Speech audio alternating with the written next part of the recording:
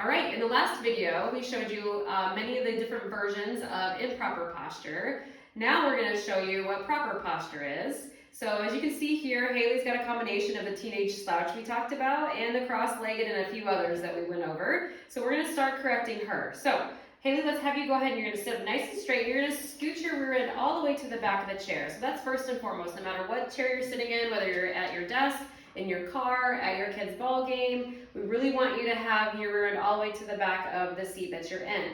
The next thing we're going to have her do is we're going to have her put her feet flat on the floor.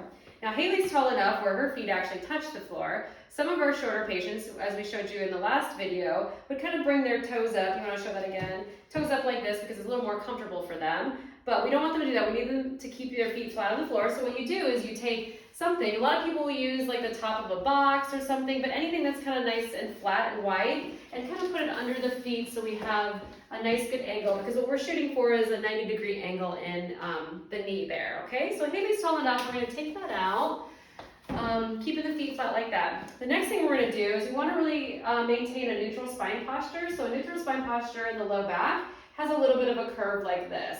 So as you can see, Haley started out like this. We're going to kind of correct that. And it's really difficult to hold yourself up in that posture when you have to be seated for a long period of time. So we like to use an aid to do that. So what we do is we take a lumbar roll here. We have these in our office. We sell these to patients, but what you can do at home is if you take a towel and roll it up so it looks like a bolster like this, that'll do you pretty good. So we're going to slip this back here, and where you place that is right on top of the belt line on most people, but basically in the small of your low back where that curve should be. So you're going to put it back there, and then what Haley's going to do is she's actually going to come all the way back into that chair. So now you can see that brings Haley's shoulders back, her head's back a little bit too, and now she has a good curve in that low back. So this allows Haley to be able to sit in this posture for a long period of time in a really good posture. And the other thing is Haley's doing a really great job is making sure that her head's not forward that way. She's actually got her ears back over her shoulders like that, and then kind of her hands to her sides.